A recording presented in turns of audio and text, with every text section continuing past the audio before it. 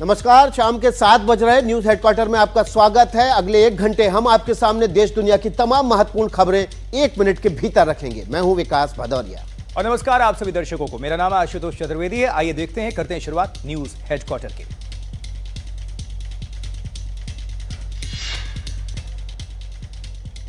पहली खबर विदेश से। न्यू मैक्सिको में जगह जगह बाढ़ की तबाही के निशान दिख रहे हैं। लोग काफी परेशान हैं। अब जान बचाने के लिए सुरक्षित जगहों की तरफ भाग रहे हैं। देखिए, न्यू मैक्सिको से बाढ़ की एक ऐसी तस्वीर आई है जो हैरान करती है। क्या हुआ था, देखिए 60 सेकंड में इस रिपोर्ट में। सिर्फ 5 सेकंड लगे।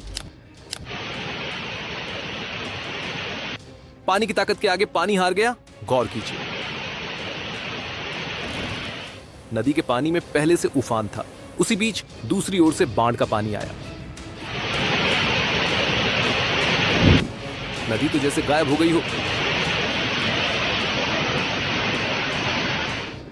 न्यू मैक्सिको में बाढ़ का अंदाजा इस बात से लगाया जा सकता है कि रुइदोसो नदी का जल स्तर मिनटों में 20 फीट ऊपर उठ गया था।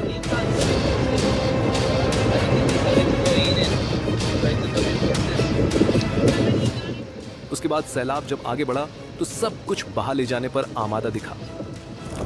बारिश और बाढ़ की वजह से किसी की जान जाने और लापता होने की खबर नहीं है। इलाके में बड़े पैमाने पर राहत और बचाव अभियान चलाए जा रहे हैं। करीब 100 लोगों को बचाया गया है। लोगों को खतरनाक होते हालात से लगातार आगाह किया जा रहा है। और अब बात अमेरिका के टेक्सास की, जहां के लोगों को इस बार की बारिश और बाढ़ ने इतना बड़ा जख्म दिया है कि हालात अभी भी मुश्किल बने हुए हैं। देखिए, टेक्सास में आगे भी भारी बारिश की चेतावनी है और इन सब के बीच राहत और बचाव का कार्य तेजी के साथ जारी है। आपको हम दिखाते हैं जिंदगियां किस तरह बचाई जा रही हैं।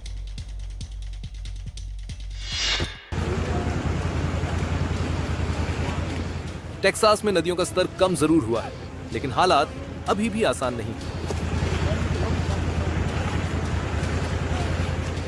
राहत और बचाव का सिलसिला जारी है। इस शख्स को निकालना आसान नहीं था।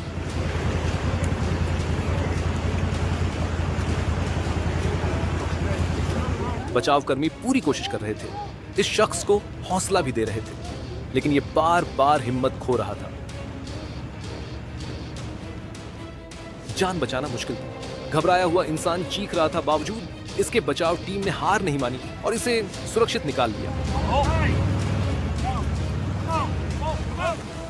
अब इन तस्वीरों को देखिए। ओवरब्रिज से लगी ये सड़क पानी में डूबी हुई है। कुछ गाड़ियां बंद हो गईं, कुछ धीरे धीरे आगे बढ़ रही हैं। टेक्सास में ये पिछले 50 साल की सबसे बड़ी आफत बताई जा रही है।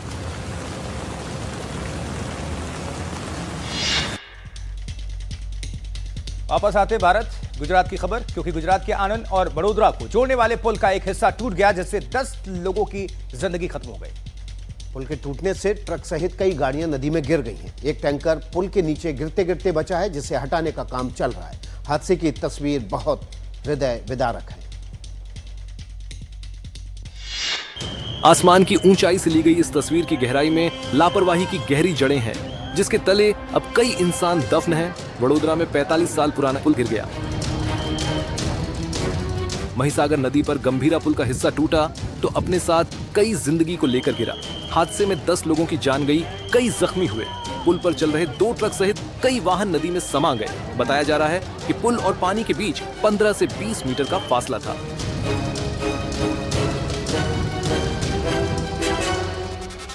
हादसे के बाद मौके पर हाहाकार मच गया। खबर मिलने के बाद प्रशासन एक्टिव हुआ। नदी में डूबे वाहनों को निकालने के लिए क्रेन और डाइवर्स को लगाया गया। मौके पर एनडीआरएफ की टीम तैनात की गई। कुछ लोगों को स्थानीय लोगों ने पानी से निकाला, बाकी लोगों को राहत और बचाव की टीम ने सहारा दिया। हैरानी की बात यह है कि इस पुल को पिछले साल दुरुस्त किया गया था, उसके बाद भी इसका एक हिस्सा भरभरा कर गिर गया।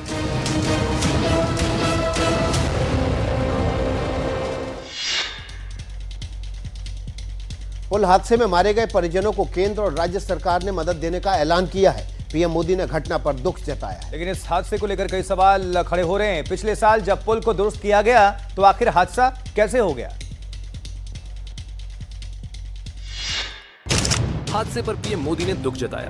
केंद्र सरकार ने मृतक के परिजनों को 2 लाख और घायलों को 50,000 रुपए की मदद का ऐलान किया है। गुजरात के सीएम मृतक के परिजनों के लिए 4 लाख और घायलों के लिए 50,000 रुपए देने की घोषणा की।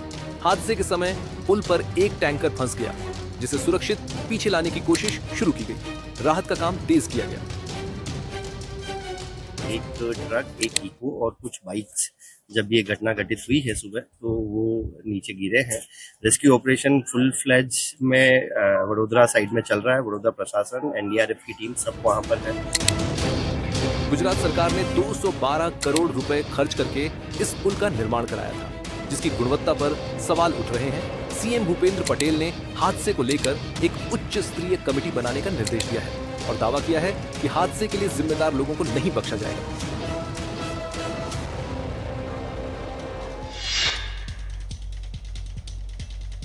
तो हादसा देखिए बहुत भयानक, बहुत दर्दनाक था। जब पुल से गाड़ियां नीचे गिरी तो चीख पुकार मच गई, मातम का मौका था। हालात का जायजा लेने एनडीटीवी की टीम भी पहुंची वहां पर। देखिए ग्राउंड जीरो से हमारे संवाददाता मनन की ये रिपोर्ट। आनंद और वडोदरा को जो जुड़ता हुआ जो ब्रिज है, गंभीरा ब्रिज, जो आज सुबह में 8:45 बजे के आसपास वो ब्रिज धराशायी हो गया और उसमें 10 लोगों की मौत हुई है। अभी भी यहाँ पे रेस्क्यू जारी है। जैसे कि आपको मैं जो दृश्य दिखा रहा हूँ, अभी एनडीआरएफ की टीम यहाँ पे मौजूद है और एनडीआरएफ की टीम और एसडीआरएफ की टीम की वजह से अब अभी जो बचाव कामगिरी है वो अभी भी जारी है। यहाँ पे जो दृश्य में जो दिखाई दे रहा है कि एक बोलेरो कार है, एक इको कार है और जो ट्रक है, वो 2 ट्रक है, वो जो अभी नदी में गरकाव हो गए हैं और अभी भी जो यहाँ पे बचाव कामगिरी है वो चालू है। 10 लोगों की अभी मौत की पुष्टि हो गई है और जो भी पुलिस प्रशासन जो है यहाँ पे समग्र जो ब्रिज है उसको कॉर्डन अभी कर लिया गया है कि ये जो ब्रिज है वो पूरा सा गंभीर हालत में था। ये ब्रिज अभी मैं आपको जो गड्ढे दिखा रहा हूँ कि ये ब्रिज में ये ऐसे बहुत सारे गड्ढे भी थे। तो पूरी डिटेल्स आप सभी तक हम पहुंचा रहे थे, लेकिन ये घटना अपने आप में बहुत बड़े प्रश्न भी खड़े कर रहे हैं और ये जो पैसा लगता है 212 करोड़ की राशि कम नहीं होती, इसलिए सवाल खड़ा होता है। और देखिए बड़ोदरा में जो लापरवाही का पुल आपने देखा, जिसका जिम्मा पीडब्ल्यूडी के हाथों था, लेकिन उन्हें पुल की स्थिति का पता ही नहीं चला, जबकि 1 महीने पहले भी इस पुल पर मरम्मत का काम हुआ था। और हैरत की बात है कि विभाग में बड़े बड़े इंजीनियर्स मौजूद हैं, लेकिन पुल की खराब हालत का पता नहीं है। फिलहाल आपको इस लापरवाही वाले पुल के बारे में थोड़े डिटेल्स हम पहुंचा देते हैं। और देखिए 900 मीटर लंबा ये पुल था, बहुत ज्यादा लंबा नहीं था, तकरीबन 1 किलोमीटर से 100 मीटर कम, 23 खंभों पर टिका था। 1985 में बनकर तैयार हुआ था। पुल का 10 से 15 मीटर का जो हिस्सा वो ढह गया। टीम ढहने और इस पूरे पुल के ढहने की वजहों की जांच में एक टीम जुटी हुई है, जो आणंद, बड़ोदरा, भरूच और सौराष्ट्र के बीच एक महत्वपूर्ण कड़ी के रूप में काम करता है। 2024 में पुल की मरम्मत भी हुई थी। हादसे के बाद प्रधानमंत्री का मुआवजे का ऐलान भी सामने आया है। मृतकों के परिजनों को 2-2 लाख रुपए के मुआवजा, घायलों को 50,000 के मुआवजे का ऐलान किया गया है। लेकिन ये मुआवजा क्या इस लापरवाही भरे पुल के से गई जानों को लौटा सकता है? बिल्कुल, कितने भी पैसे आप दे दें, लेकिन जो चले गए उनको वापस आप ला नहीं पाएंगे। लगातार हो रही बारिश ने उन ठेकेदारों की भी पोल खोल दी है जो घटिया और सस्ता माल लगाकर सड़कों का निर्माण कार्य करते हैं। आपको भ्रष्टाचार की भेंट चढ़ गई ऐसी 2 सड़कें हम दिखाएंगे। पहली सड़क गुजरात के कच्छ की है, जहां एक सड़क नदी का दबाव नहीं झेल पाई और बह गई। दूसरी तस्वीर राजस्थान से आई है, जहां ठेकेदार के बेईमानी से सारी हदें पार कर दी गई।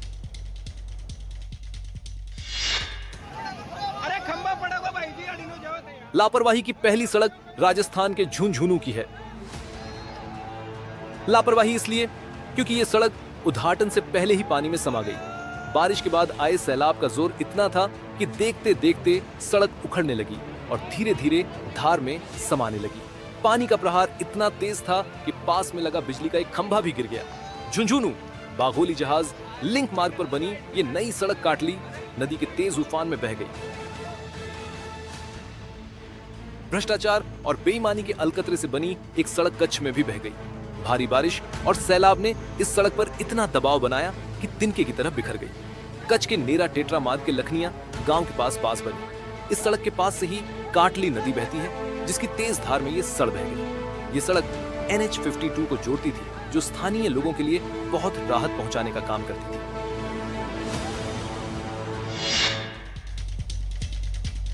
महाराष्ट्र भी देश के उन राज्यों में शामिल है जहां जमकर बारिश हो रही है पूर्वी विदर्भ के जिलों में पिछले 3 दिनों से लगातार बारिश से हाल बेहाल है। लेकिन नागपुर, गोंदिया और भंडारा जैसे जिलों में नदियां पानी से लबालब हैं और नागपुर के कई इलाकों में जनजीवन काफी अस्त व्यस्त है इस वक्त।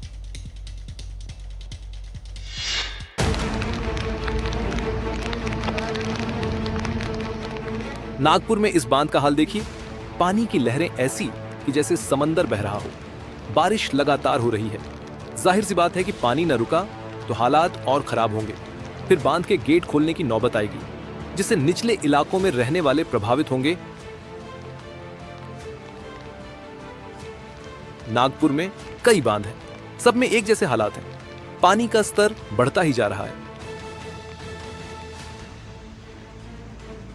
अब जरा रिहायशी इलाकों का रुख करते हैं। सड़कों का हाल देखिए, जैसे नदी बह रही हो। मकान, रास्ते, अंडरपास सब पानी में डूबे हुए हैं। पानी लोगों के घरों में घुस रहा है। यहां यह भी गौर करने वाली बात है कि यह मंजर पुराने शहर की किसी बस्ती का नहीं है। यह पॉश इलाका है। बड़े बड़े मकान हैं, चौड़ी सड़कें हैं, लेकिन पानी सिस्टम को भी बहा ले गया है। खबर मध्य प्रदेश से, जहां मध्य प्रदेश के कई जिलों पर बादल मेहरबान हैं इस वक्त। कहीं कहीं इतना ज्यादा पानी बरस गया कि जिंदगी थम सी गई। देखिए, श्योपुर में भी पानी खूब बरस रहा है, जिसकी वजह से किसानों का काफी नुकसान हुआ है। इस रिपोर्ट में देखिए।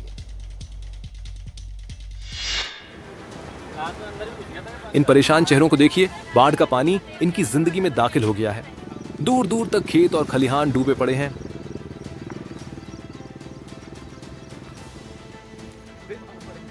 जहां भी नजर डालिए पानी ही पानी दिख रहा है। गांवों में कम संसाधनों के साथ ऐसे हालात का मुकाबला करना काफी मुश्किल है। यहां का मंजर देखिए। सड़क के बिल्कुल पास चारों तरफ पानी भरा है। पानी की रफ्तार देखिए, जैसे सब कुछ अपने आगोश में लेने पर आमादा हो।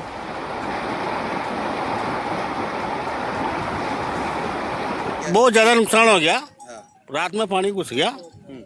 रात को 8 बजे मालूम पड़ी मेरे को। बच्चा बच्चे ले के करना पड़ा हमने। मुसीबत बड़ी है, सिस्टम से सवाल है, साथ ही सरकार और प्रशासन से ही मदद की दरकार भी।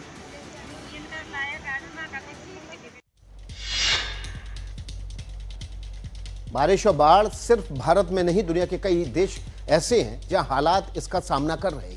देखिए, अमेरिका के न्यू मैक्सिको में बाढ़ का मंजर झकझोर देने वाला है। बारिश जैसे प्रलय लेकर वहां पर पहुंच गई।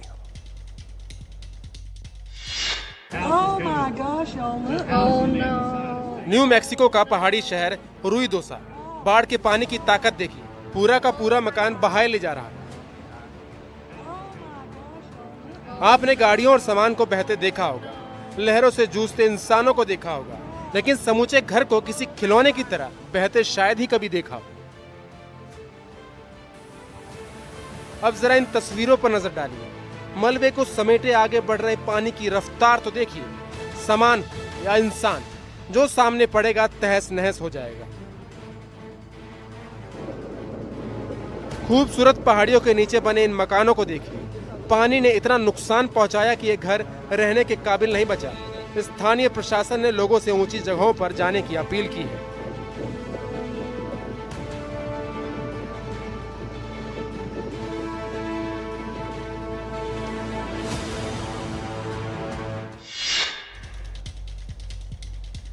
तो देखिए, मानसून के मौसम में कुछ लोग सैलाब से टकराने की हिमाकत भी करते हैं, कर भी रहे हैं, और इसके परिणाम जो हैं अपनी जान गंवा देते हैं। इसके रिजल्ट में ऐसा ही सामने दिखता है। एक ऐसा ही हादसा छत्तीसगढ़ में भी देखने को मिला है। और देखिए, यहां कोयला लेकर आ रहे एक ट्रक ड्राइवर ने पुल पार करने की कोशिश की और पूरा ट्रक पानी में बह गया। अच्छी खबर यह है कि इसमें ड्राइवर की जान बच गई। रिपोर्ट में देखिए 1 मिनट के भीतर।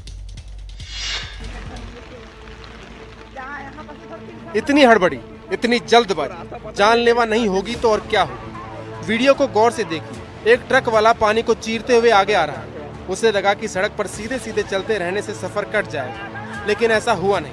कुछ दूर आने पर ऐसा भी लगा कि यह मजदार को पार कर जाएगा, लेकिन पानी के नीचे छिपा तबाही का एक गड्ढा उसका इंतजार कर रहा था। धीरे धीरे ट्रक पानी की धार में बहता हुआ किनारे हुआ और फिर गड्ढे में गिरते ही पानी के वेग में बह गया। छत्तीसगढ़ के पेंड्रा जिले से आया ये वीडियो बहुत हैरान करने वाला नहीं है। क्योंकि इन दिनों कई लोग सैलाब से टकराने की हिमाकत कर रहे हैं। पेंड्रा में कोयले से लदा एक ट्रक पुल पार करने की कोशिश कर रहा था और हादसे का शिकार हो गया। अच्छी खबर यह है कि ट्रक के डूब जाने के बावजूद ड्राइवर और उसके सहायक को रस्सी के सहारे से बचा लिया गया।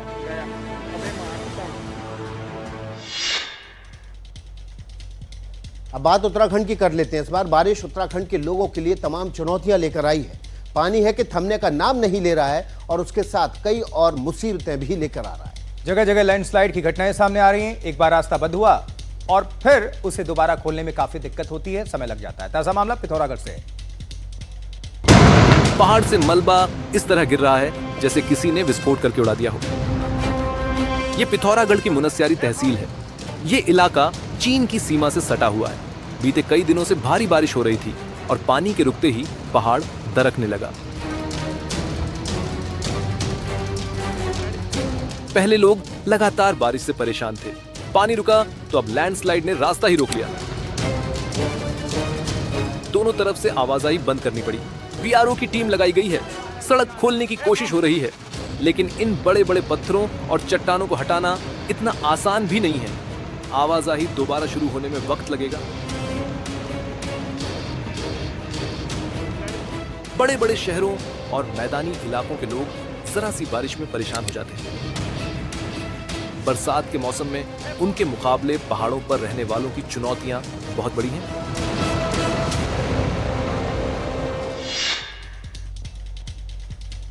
आज देश भर में मजदूरों का आंदोलन हुआ। देश का शायद ही ऐसा कोई हिस्सा बचा हो जहां मजदूरों के इस आंदोलन का असर ना हो। केंद्र सरकार के खिलाफ इस देशव्यापी आंदोलन की गूंज हर जगह दिखाई दी। 25 करोड़ से ज्यादा श्रमिकों के इस आंदोलन का देश के अलग अलग हिस्सों में हुए असर पर हमारी रिपोर्ट देखिए।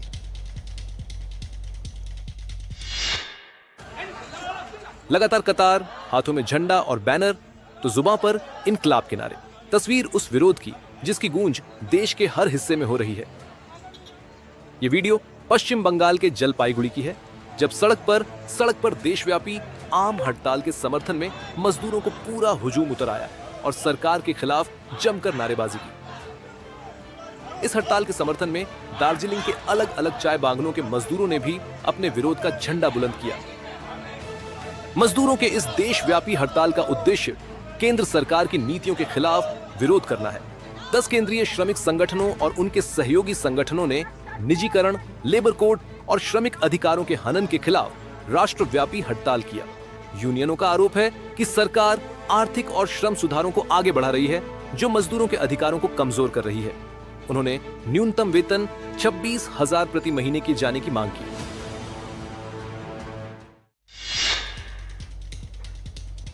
अब बात बिहार की कर लेते हैं। बिहार में चुनाव आयोग की मतदाता सूची संशोधन प्रक्रिया का विरोध अब सड़कों पर होने लगा है। आज आरजेडी और इंडिया गठबंधन की अगुवाई में बिहार बंद का ऐलान इसी मुद्दे पर किया गया। कई जगह ट्रेनें रोकी गईं, कई जगह सड़कों पर जाम लगा दिया गया और इससे आम जनजीवन काफी प्रभावित, लोग काफी परेशान नजर आए। कहीं ट्रेन रोकी गई, कहीं पुल जाम किया गया, तो कहीं सड़कों पर विरोध जताया गया। बिहार में मतदाता पुनरीक्षण के खिलाफ आरजेडी और सहयोगी दलों ने आज बंद का ऐलान किया और हल्ला बोला। दरभंगा से दिल्ली जाने वाली बिहार संपर्क क्रांति ट्रेन को दरभंगा स्टेशन पर रोकने की कोशिश की गई। यहां जयनगर से पटना जाने वाली नमो भारत ट्रेन को भी रोका गया। जहानाबाद में महागठबंधन के कार्यकर्ताओं ने कोर्ट स्टेशन पर पैसेंजर ट्रेन को रोका और आयोग के खिलाफ गुस्सा जाहिर किया। बंद का असर कटिहार, बांका और मुजफ्फरपुर में भी दिखा। आरजेडी ने कहा कि चुनाव आयोग की जिद की वजह से ये हालात पैदा हुए हैं। संस्थाएं निरंतरता में चलती हैं, संवाद से चलती हैं।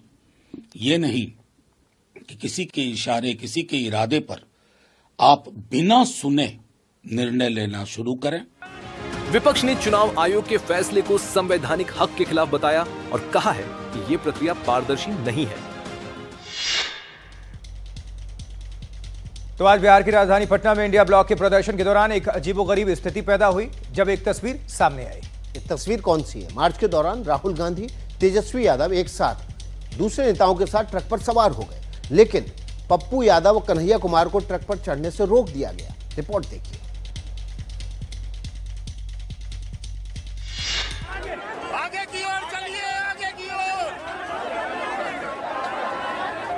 नीतीश और बीजेपी के खिलाफ विरोध का बिगुल फूंकने के लिए ट्रक तैयार है। राहुल गांधी और तेजस्वी यादव इस ट्रक में पहले चढ़ चुके हैं, तो दूसरे नेताओं को एक एक करके चढ़ाया जा रहा है। वीडियो में आप देख सकते हैं ओपन ट्रक में सुरक्षा गार्ड हर नेता को हाथ देकर ऊपर चढ़ने में मदद कर रहा है। तभी पप्पू यादव ने हाथ आगे बढ़ाया, लेकिन सुरक्षा कर्मियों ने उन्हें रोक दिया। पप्पू यादव को ट्रक में चढ़ने नहीं दिया। आखिर पप्पू को राहुल और तेजस्वी के करीब क्यों नहीं जाने दिया गया, इसकी तो बाद में चर्चा करेंगे। अब अगली तस्वीर देखिए। कन्हैया कुमार भी ट्रक में चढ़ने के लिए आगे बढ़े, लेकिन उन्हें भी बेरंग लौटा दिया गया। सुरक्षा कर्मियों ने उन्हें रोक दिया।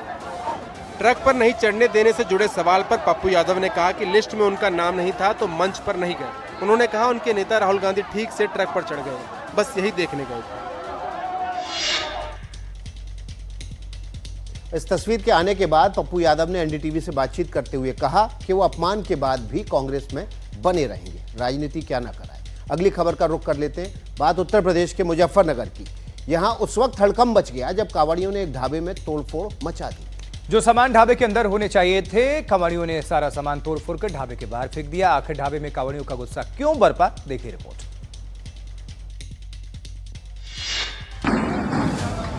खूब शोर शराब, जमकर मचा हंगामा और थोड़ी ही देर में ढाबे का एक एक सामान ढाबे के बाहर आ गया। ढाबे में बना खाना हो या बर्तन हो या फिर फर्नीचर, जमकर तोड़-फोड़ हुआ और मौके पर हंगामा मच गया। ये वीडियो उत्तर प्रदेश के मुजफ्फरनगर की है और ये हंगामा और तोड़-फोड़ कांवड़ियों ने मचाई। कांवड़ियों का ये हंगामा तब हुआ जब कथित रूप से ढाबे में खाने में प्याज मिलने की खबर आई। कांवड़िए आग बबूला हो गए और मौके पर ही तोड़-फोड़ मचा दी। इस हो हंगामा के बाद पुलिस मामले की जांच कर रही है। पुलिस को जैसे ही सूचना मिली, पुलिस द्वारा तुरंत मौके पर पहुंचकर स्थिति को सामान्य कराया गया। जो कांवड़िए थे उनको समझा बुझाकर उनके गंतव्य स्थान की ओर रवाना किया गया। पुलिस पूरे मामले की डिटेल में जांच कर रही है। पुलिस के समझाने बुझाने पर कांवड़िए शांत हुआ, तब जाकर ये मामला जहां था वहीं ठहर गया। ये घटना मंगलवार रात 2 बजे की है, जब कांवड़िए खाना खाने के लिए इस ढाबे पर रुके थे। लेकिन कांवड़ियों के इस तोड़फोड़ से ढाबे में काफी नुकसान हुआ है। देखिए, उत्तर प्रदेश में कांवड़ यात्रा को लेकर तैयारियां हो ही चुकी हैं।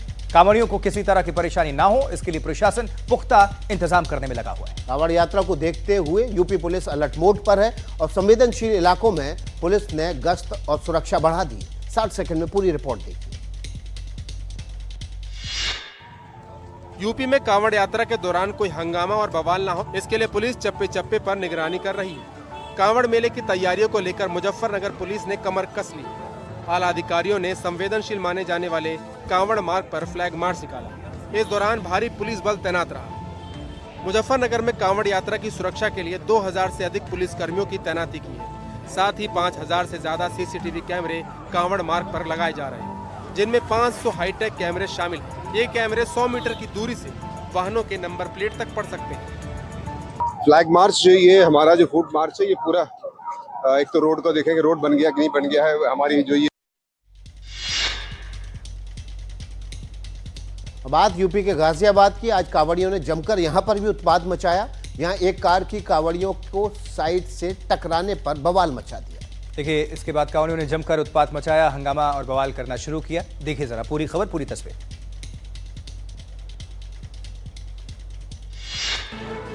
और कार में जमकर तोड़फोड़ की।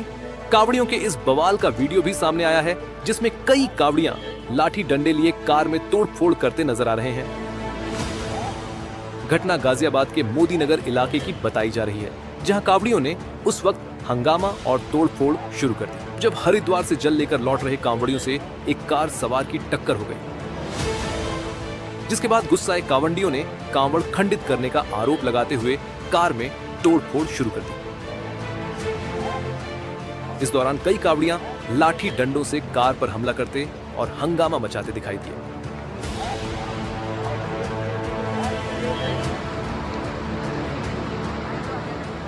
मामले की जानकारी मिलने पर मोदी नगर पुलिस की टीम मौके पर पहुंची और कांवड़ियों को समझा बुझाकर मामला शांत कराया।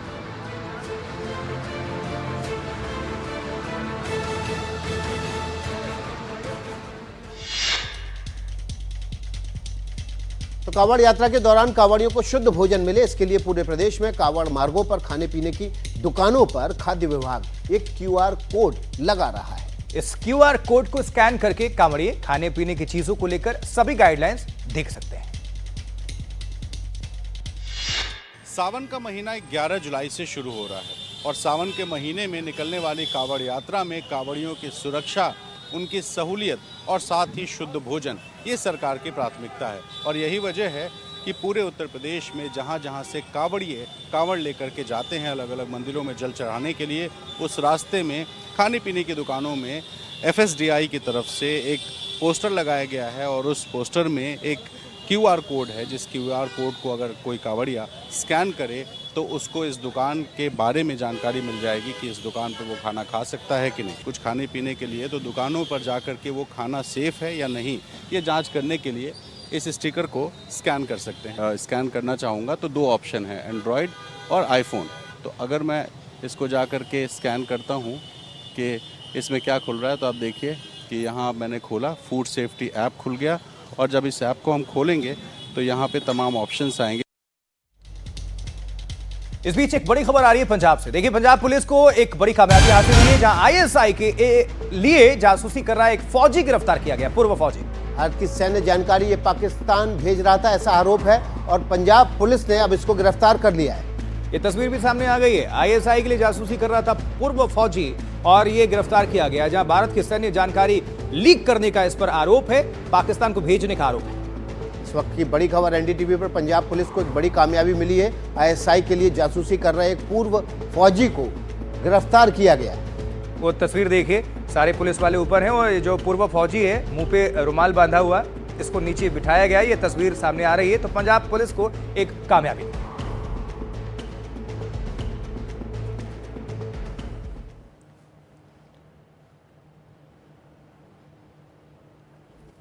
अगली खबर का रुख कर लेते हैं। अगली खबर न्यूज हेडक्वार्टर में राजस्थान से। राजस्थान के चुरू में एक फाइटर जेट क्रैश हो गया, जिसमें सवार दोनों पायलटों की जान चली गई है। अब हादसे की जांच के लिए कोर्ट ऑफ इंक्वायरी गठित कर दी गई। बहुत दुखद। देखिए, वायुसेना का जगुआर जेट एक खेत में जा गिरा, जिसके बाद जोरदार ब्लास्ट हुआ, धमाका हुआ। फिलहाल घटनास्थल को सील कर दिया गया है।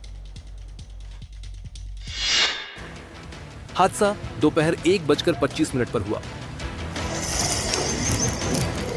जब भारतीय वायुसेना का Jaguar trainer fighter jet Churu के भनूदा गांव के ऊपर खेतों से गुजरा। हादसे में दोनों पायलट की मौत हो गई। सूरतगढ़ एयरबेस से उड़ान भरने के कुछ ही देर बाद यह जेट अचानक असंतुलित हुआ और हवा में ही आग की लपटें उठने लगी। एक जोरदार धमाका हुआ और खेत में गिरने के बाद इसका मलबा 200 फीट के दायरे में बिखर गया। हालांकि अभी हादसे की वजह की आधिकारिक पुष्टि नहीं की गई है और ना ही यह साफ हुआ है कि हादसे से पहले पायलटों पैराशूट से कूदने की कोशिश की। हादसे के बाद घटनास्थल को पूरी तरह सील कर दिया गया है। IAF के हेलीकॉप्टरों को मौके पर भेजा गया। ये इस साल का तीसरा जगुआर जेट हादसा है। देखिए, बहुत बड़ी क्षति है। जगुआर फाइटर जेट भारतीय वायुसेना का एक महत्वपूर्ण लड़ाकू विमान है और इसे ब्रिटेन और फ्रांस ने मिलकर विकसित किया था। ये single seater twin engine aircraft है। बिल्कुल, ट्रांसोनिक अटैक एयरक्राफ्ट है, जिसे मुख्य रूप से ग्राउंड अटैक और हवाई रक्षा के लिए डिजाइन किया गया है। अब आपको इसकी और खासियतें हम आपके सामने एक एक करके रख देते हैं। भारतीय वायुसेना ने इसे 1979 में 1979 में अपने बेड़े में शामिल किया था। ये फाइटर जेट है, अब भी सेवारत है और खासियत है ये ट्विन सीटर विमान है, 2 पायलट्स बैठ सकते हैं इसमें। ये 1700 किलोमीटर प्रति घंटे की रफ्तार से उड़ सकता है और दुश्मन को निशाना बना सकता है और हथियारों को ले जाने में सक्षम है। पेलोड क्षमता कितनी है? 4500 किलोग्राम तक, जिसमें लेजर गाइडेड बम भी शामिल है। AS-30L मिसाइलें यानी कि हार्पून एंटीशिप मिसाइलें भी इसमें शामिल हैं, जो इस एयरक्राफ्ट के जरिए लॉन्च की जा सकती है। प्रेसिजन गाइडेड म्यूनिशंस अपग्रेड के बाद इसमें सटीक हमले की क्षमता बढ़ा दी गई है। एंटीशिप मिसाइलें और समुद्री लक्ष्यों पर हमला करने में सक्षम है। वायुसेना में भूमिका इसकी बहुत ज्यादा बढ़ चुकी है। यह जगुआर को डीप पेनिट्रेशन स्ट्राइक में इस्तेमाल कर सकते हैं हम। टोही मिशंस के लिए इसको इस्तेमाल किया जाता है, खोजी वाले। और सूरतगढ़ बेस, यहाँ पर जगुआर का बेस है और दूसरे विमान भी यहाँ से उड़ान भरते हैं। ये हादसा जो है जरूर शुरू में हुआ है, लेकिन इस बेस से ही इस विमान ने उड़ान भरी। विकास, पैसा बेशक चला जाए, सबसे जो दुखद बात यह है कि हमारे पायलट्स की जिंदगी नहीं बची, क्योंकि एक पायलट को ट्रेन करने में करोड़ों रुपए खर्च होते हैं और उनके जो परिजन, जो अपने बच्चों को, अपने लाडलों को जिन्होंने खोया, वो क्षति कभी पूर्ति नहीं हो पाएगी। अगली खबर का रुख कर लेते हैं। अगली खबर प्रधानमंत्री नरेंद्र मोदी से जुड़ी हुई है। 5 देशों की विशेष यात्रा के बाद अंतिम पड़ाव में वे नामीबिया पहुंचे हैं और यहां भी उनका जोरदार स्वागत किया गया है। लेकिन नामीबिया में इतना शानदार स्वागत देखकर प्रधानमंत्री नरेंद्र मोदी अभिभूत हो गए और खुद भी ढोल बजाते हुए नजर आए। देखिए पूरी खबर तस्वीरों के साथ। अपनी 5 देशों की यात्रा के दौरान प्रधानमंत्री मोदी जब नामीबिया पहुंचे तो एयरपोर्ट पर ढोल नगाड़ों के साथ उनका गर्मजोशी से स्वागत हुआ। इस दौरान पीएम मोदी भी ढोल बजाते नजर आए। इसके बाद पीएम मोदी विंडहॉक के स्टेट हाउस पहुंचे तो उन्हें गार्ड ऑफ ऑनर दिया गया और 21 तोपों की सलामी दी गई। प्रधानमंत्री मोदी जैसे ही विंडहॉक के होटल पहुंचे, भारतीय समुदाय के लोग हाथों में तिरंगा लेकर उनका बेसब्री से इंतजार कर रहे थे। भारतीयों ने भारत माता की जय और मोदी मोदी के नारों के साथ प्रधानमंत्री मोदी का गर्मजोशी से स्वागत किया।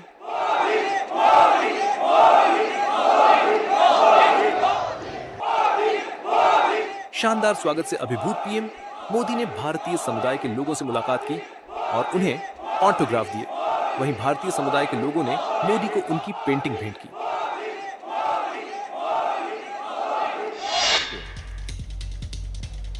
देखिए अगली खबर गुजरात से जाए। अहमदाबाद के साइंस सिटी में आज सहकारिता मंत्री अमित शाह सहकार संवाद में शामिल हुए। इस कार्यक्रम में सहकारिता क्षेत्र से जुड़ी महिलाओं और कार्यकर्ताओं के साथ उन्होंने संवाद किया। रिपोर्ट देखिए।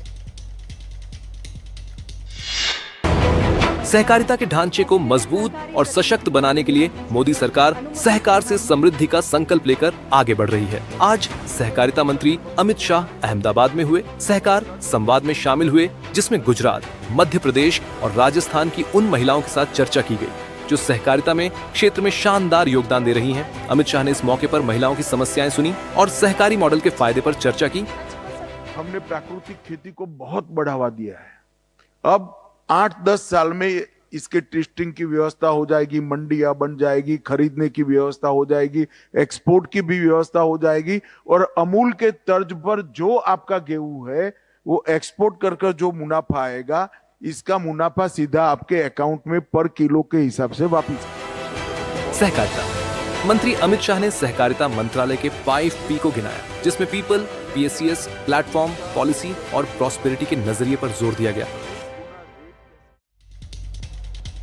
देखिए इस मौके पर गृह मंत्री अमित शाह ने अपना रिटायरमेंट प्लान बताया है। कार्यक्रम के दौरान उन्होंने कहा कि वो रिटायरमेंट के बाद अपना जीवन वेद, उपनिषद और प्राकृतिक खेती के लिए खर्च करेंगे। प्राकृतिक खेती के कई फायदे होते हैं और केमिकल फ्री खाना खाने से दवाइयों की जरूरत नहीं पड़ती। आइए सुनते हैं अमित शाह को। मैंने तो तय किया है कि मैं जब भी रिटायर्ड हो जाऊंगा, मैं मेरे बाकी का जीवन वेद, उपनिषद और प्राकृतिक खेती के लिए खर्च करूंगा। ये प्राकृतिक खेती ये इस प्रकार का एक वैज्ञानिक प्रयोग है जो कई प्रकार के फायदे देता है। देखिए पश्चिम बंगाल में आज एक बार फिर से हिंसा हुई। सिलीगुड़ी में एक क्रिकेट टूर्नामेंट को लेकर 2 गुट आमने सामने भिड़ गए और देखते ही देखते दोनों गुटों के बीच हिंसक झड़प हो गई है। मौके पर हालात को संभालने गई पुलिस को भी भीड़ के पथराव का सामना करना पड़ा। 60 सेकंड में रिपोर्ट देखिए। सड़क पर भीड़ का बवाल और सुरक्षा बलों पर पथराव। पश्चिम बंगाल एक बार फिर हिंसा की आग में सुलग रहा है। तस्वीरें सिलीगुड़ी के बागराकोट इलाके की हैं, जहां एक क्रिकेट टूर्नामेंट को लेकर पहले 2 गुटों में कहासुनी हुई और फिर इसने हिंसक रूप ले लिया, जिसके बाद बागराकोट की सड़कों पर बवाल शुरू हो गया। दोनों पक्षों ने एक दूसरे के साथ मारपीट शुरू कर दी, पत्थर फेंकने शुरू कर दिए। सड़कों पर खड़े वाहनों में तोड़फोड़ होने लगी। गाड़ियों के शीशे तोड़े गए, जिससे कई वाहनों को नुकसान पहुंचा और इलाके में अफरा तफरी मच गई। हिंसा की जानकारी मिलने पर पुलिस टीम हुड़दंगियों पर काबू करने पहुंची तो हालात और बिगड़ गए। भीड़ ने पुलिस टीम पर भी हमला बोल दिया और उन पर जमकर पत्थर बरसाए। खेल को लेकर भड़की। इस हिंसा में कितने लोग घायल हुए हैं, इसकी जानकारी मिलना अभी बाकी है। पुलिस और सुरक्षाकर्मी हालात ने कड़ी मशक्कत के बाद हालात को काबू में किया है। वहीं तनाव को देखते हुए प्रशासन ने इलाके में अतिरिक्त सुरक्षा बल तैनात किए हैं।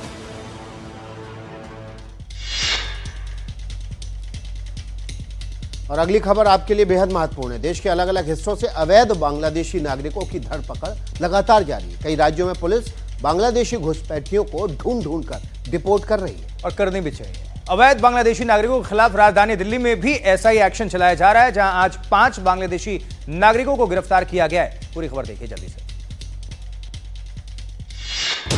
दिल्ली पुलिस के शिकंजे में आए ये 5 लोग अवैध बांग्लादेशी नागरिक हैं, जो राजधानी में बिना किसी वैध दस्तावेज के रह रहे थे। दिल्ली पुलिस को जब इसकी जानकारी मिली तो उन्होंने अभियान चलाकर इन 5 बांग्लादेशी घुसपैठियों को गिरफ्तार कर लिया।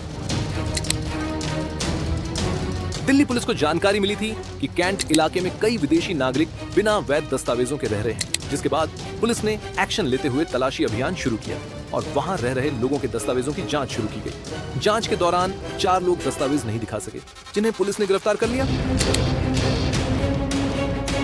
बताया जा रहा है कि गिरफ्तार किए गए 5 बांग्लादेशी नागरिक पहले बिहार में रहकर ईंटों के भट्टे पर काम कर रहे थे, लेकिन जब भट्टा मालिक ने इन्हें काम से निकाल दिया तो ये दिल्ली आकर बस गए थे। पुलिस को गिरफ्तार किए गए लोगों के पास से बांग्लादेशी पहचान पत्र मिले हैं, जिसके बाद इन्हें डिपोर्ट करने की तैयारी की जा रही है।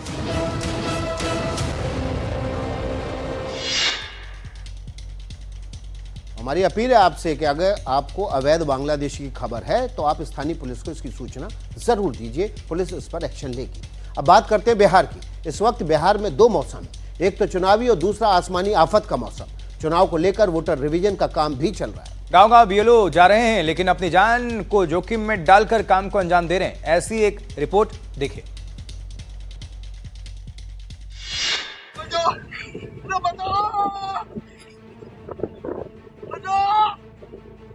जोखिम में जान और खुद को बचाने की गुहार।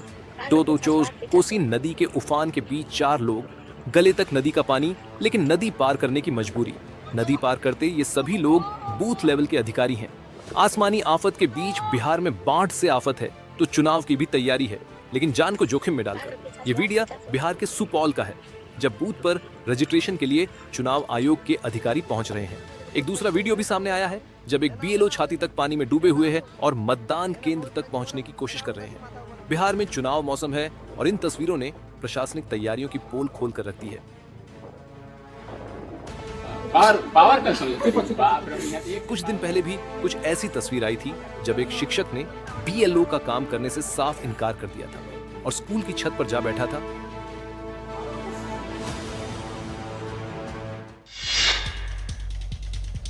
और अगली खबर छत्तीसगढ़ से, जहां छत्तीसगढ़ के कोरबा में एक नाइट क्लब में शराब पीकर हंगामा करने का मामला सामने आया। बताया जा रहा है कि यहां नाइट क्लब से निकलने के बाद 2 पक्षों के बीच जमकर मारपीट हुई थी, जिसके बाद पुलिस मौके पर पहुंची तो शराब के नशे में चूर एक लड़की पुलिस वालों के साथ बदसलूकी करने लगी और उसे धमकाने लगी।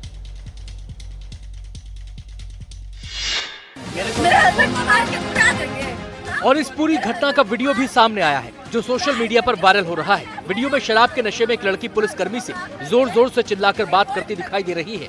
मेरे हस्बैंड को मार के मुड़ा देंगे, मेरे हस्बैंड को मार के एकदम गाड़ देंगे, उसके बाद में एफआईआर करा, उसके बाद वो लोग आकर रिपोर्ट करेंगे। रिपोर्ट करना पड़ता है, रिपोर्ट करना पड़ता है। पुलिस वाले ऐसे होते हैं। मेरे हस्बैंड को मार के मुड़ा देंगे। ये वायरल वीडियो सिविल लाइन थाना इलाके के ट्रांसपोर्ट नगर का बताया जा रहा है। 2 पक्षों के बीच विवाद हो गया। ये विवाद इतना बड़ा कि मारपीट तक की नौबत आ गई। मौके पर पहुंची पुलिस ने दोनों पक्षों को शांत करने की कोशिश की, लेकिन इसी दौरान ये लड़की पुलिस से उलझ पड़ी, जिसका वीडियो अब सोशल मीडिया पर वायरल है। मेरे हस्बैंड को मार के एकदम गाड़ देंगे, उसके बाद में एफआईआर करा, उसके बाद वो लोग आकर रिपोर्ट करेंगे। और देखिए, भारतीय सेना की ताकत और ज्यादा बढ़ने वाली, इसी से जुड़ी खबर हम आपके सामने रखने जा रहे हैं। डीआरडीओ ने एक ऐसी तोप तैयार की है जो पाकिस्तान समेत बाकी दुश्मनों की हालत खराब कर देगी। जी हाँ, ये अच्छी खबर है। डीआरडीओ ने advance towed artillery gun system यानी ATAGS को भारतीय सेना के लिए खास तरह से डिजाइन किया है। ये ना सिर्फ रेंज के मामले में आगे है, बल्कि इसकी मारक क्षमता भी काफी घातक और सटीक है। अब खासियत क्या है, विकास? चलिए, आपको इसकी बड़ी खासियत हम एक एक करके आपके सामने रख देते हैं। दुनिया में टॉप पर इसकी रेंज यानी कि फायरिंग रेंज है 48 किलोमीटर तक ये मार करती है। 155 मिलीमीटर 52 कैलिबर की हावित्जर तोप और क्षमता कितनी है? 25 गोले रखने की इसमें क्षमता है। एक मिनट में 6 राउंड फायर करने की इसकी क्षमता है और रेगिस्तान से लेकर बर्फीली चोटियों तक ये कारगर है। पूरी तरह स्वदेशी है, तो ये made in India, make in India के टच पर इसको बनाया गया और DRDO ने इसको तैयार किया है। तो ये एक अच्छी खबर, इससे हमारी डिफेंस और मजबूत। अगली खबर आशुतोष जी, दक्षिणी फ्रांस से। दक्षिणी फ्रांस के जंगलों में भीषण आग, हर दिन और घातक रूप ये आग लेती जा रही है। जंगलों में लगी आग इतनी भीषण है कि अब अगर फ्रांस के बड़े शहर मार्सिले तक देखने को ये मिल रही है। एक मिनट में पूरी खबर देखिए।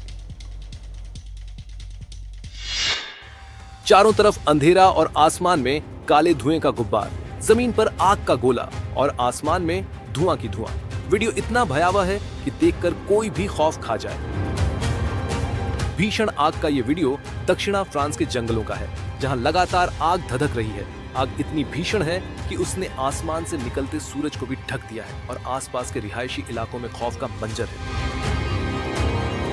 भीषण आग की वजह से चारों तरह का मंजर कितना भयावह है, ये वीडियो में आप देख सकते हैं।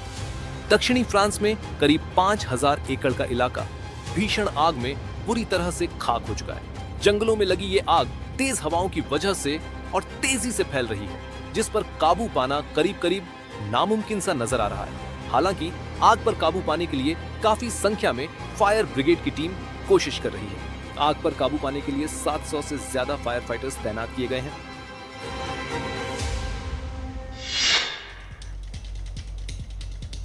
महाराष्ट्र की खबर अब आपके सामने रख देते हैं। महाराष्ट्र के वाशिम में एक बार फिर से MNS कार्यकर्ताओं की मनमानी देखने को मिली। पार्टी कार्यकर्ता यहां एक टोल प्लाजा पर तोड़फोड़ करते दिखाई दिए। उनका दावा है कि बुनियादी सुविधा नहीं होने के बावजूद लोगों से टोल वसूला जा रहा है, जो कि गलत है। टोल बूथ को चकनाचूर किया जा रहा है, उसे तहस नहस किया जा रहा है। रॉड से दनादन हमले किए जा रहे हैं। इस बार भी सिस्टम को ठीक करने का ठेका महाराष्ट्र नवनिर्माण सेना के कार्यकर्ताओं ने ले रखा है। दावा है कि वाशिम के अकोला नांदेड़ राजमार्ग पर बना ये टोल डॉट सड़क का काम पूरा नहीं होने के बावजूद लोगों से पैसे वसूल रहा है। MNS कार्यकर्ताओं ने यह भी दावा किया है कि टोंडगाम टोल पर किसी भी तरह की सुविधा नहीं है, उसके बावजूद वाहनों से टोल लिया जा रहा है और मनमानी की जा रही है। टोल प्लाजा के बाद कनेरगांव तक जाने वाली सड़क का काम अभी भी अधूरा है। इसके बाद भी लोगों को टोल देने के लिए मजबूर किया जा रहा है। पार्टी कार्यकर्ताओं ने कहा कि इस मुद्दे पर पहले भी प्रशासन को झापन दिया गया था, लेकिन कोई कार्रवाई नहीं हुई।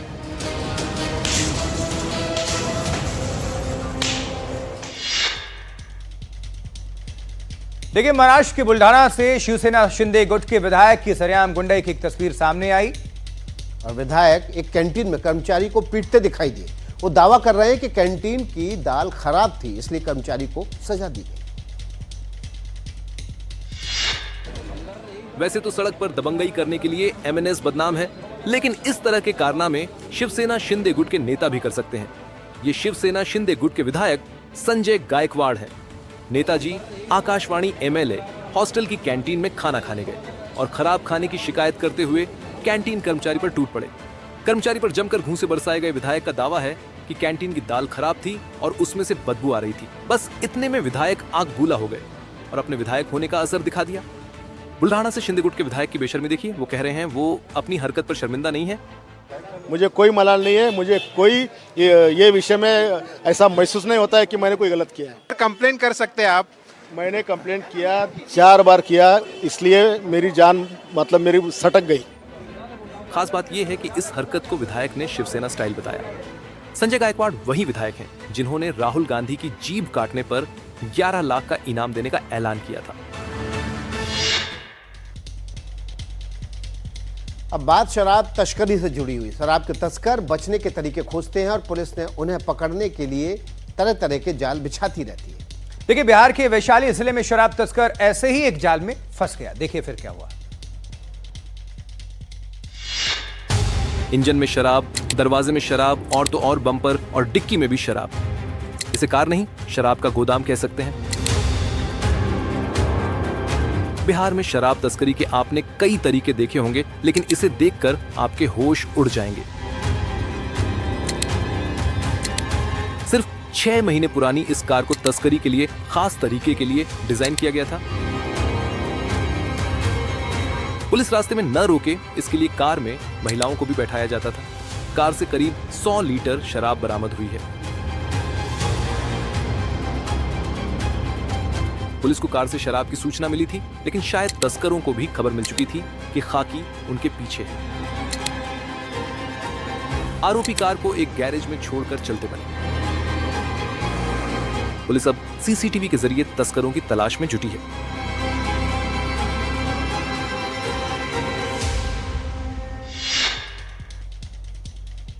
उत्तर प्रदेश के कुशीनगर में एक बच्चे पर आवारा कुत्तों ने हमला कर दिया। इस हमले में बच्चा बुरी तरह से जख्मी हो गया। इस हमले में बच्चा बुरी तरह से जख्मी हुआ। इस पूरी खबर को हम आपके सामने रखेंगे 60 सेकंड में। कुशीनगर में आवारा कुत्तों ने इस बार एक मासूम बच्चे को निशाना बनाया। बच्चा अपने घर के दरवाजे पर खेल रहा था, तभी झुंड ने उस पर हमला किया। बच्चा दर्द और तकलीफ से चिल्लाता है और कुत्तों का झुंड उसे नोचता रहा। जब मोहल्ले वालों ने बच्चे के चीखने की आवाज सुने तो उसकी तरफ दौड़े और उसे कुत्तों के चंगुल से छुड़ाया। आनन फानन में बच्चे को नजदीक के अस्पताल लाया गया, जिसके बाद उसे मेडिकल कॉलेज रेफर किया गया। कुत्तों के हमले से बच्चे के शरीर पर जख्म के गहरे निशान हैं। ये घटना कोतवाली इलाके के कसया नगर की है, जहां स्थानीय लोग आवार कुत्तों से परेशान हैं। हालांकि ये घटना सीसीटीवी में कैद हो गई, लेकिन इस इलाके में इससे पहले भी कुत्तों ने स्थानीय लोगों पर हमला किया है।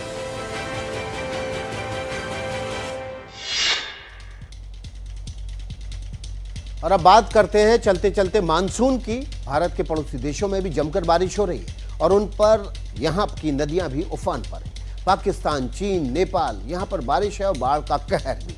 नेपाल में चीन से लगी सीमा पर बाढ़ के हालात से अब बेकाबू हो रहे हैं। वहां से ऐसी तस्वीरें सामने आई हैं जो होश उड़ाकर रख देंगे। देखिए,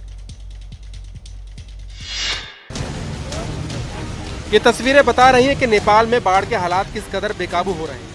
मलबे को समेटे सैलाब के पानी की एक खतरनाक गूंज डरा रही है और जमीन का हाल देखिए। नम पड़ती नींव की वजह से कटान हो रही, धरती दरक रही और उसके साथ ये ट्रक और दोपहिया गाड़ियां पानी का हिस्सा बनते जा रहे हैं।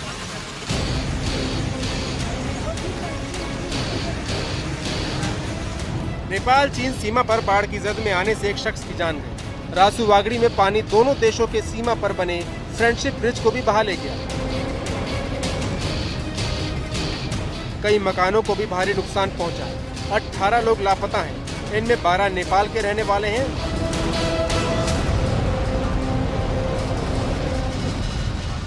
यहाँ लोगों को बचाने की कोशिश हो रही है। 100 से ज्यादा बचाव कर्मियों को लगाया गया है। सेना का एक हेलीकॉप्टर भी तैनात है। संसाधन अपनी जगह है, चुनौतियां बहुत बड़ी हैं।